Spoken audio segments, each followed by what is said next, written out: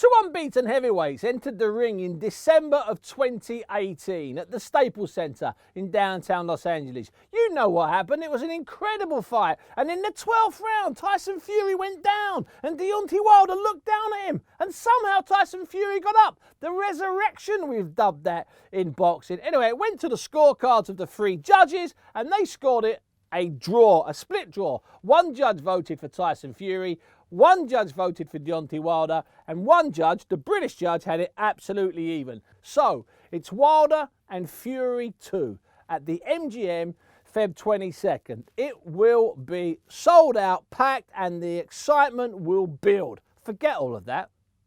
It's not a social media statement. It's about the boxing. So what's going to happen? Ding, ding, round one. Well, this is the way I look at it, and it's quite simple.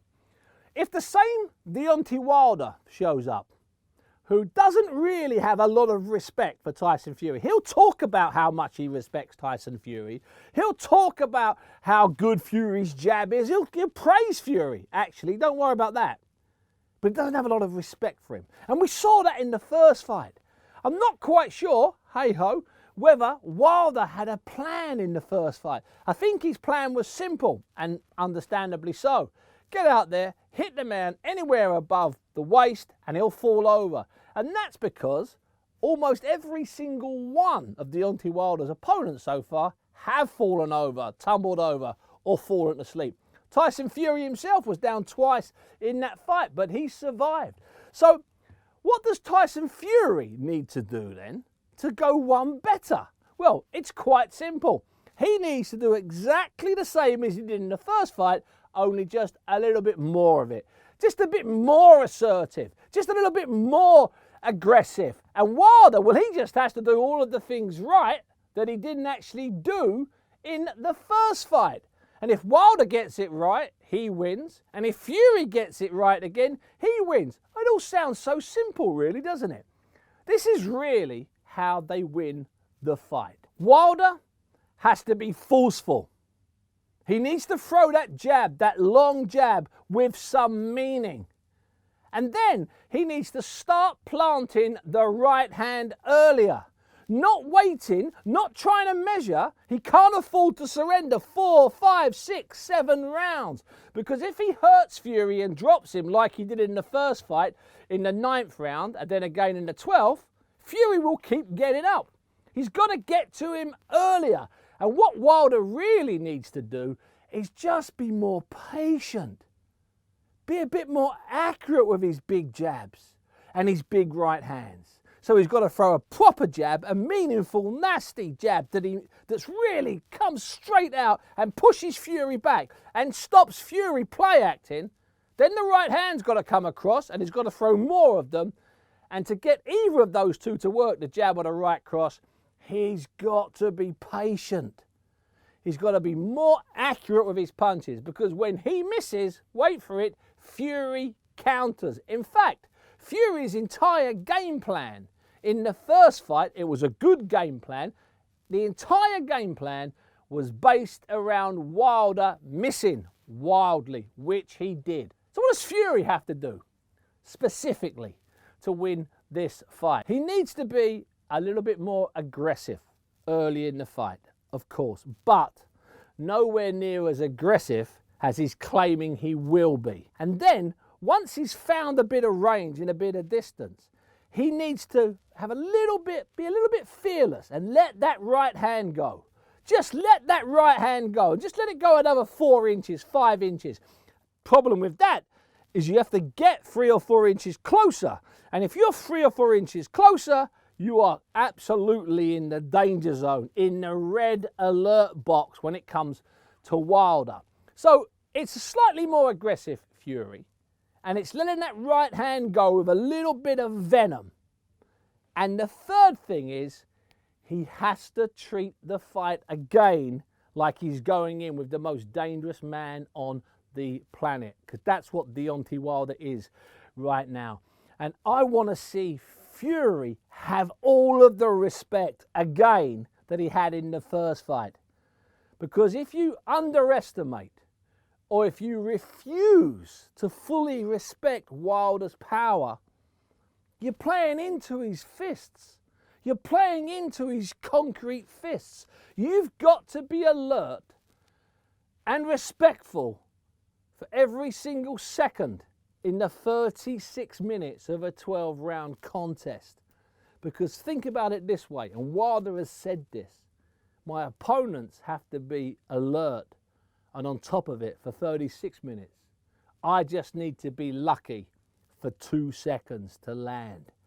And that is what every single Wilder opponent has to have in the back of his mind as he goes in.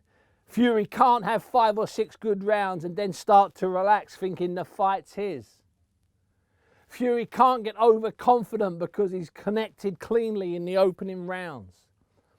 The build-up to the fight so far has been fairly low-key.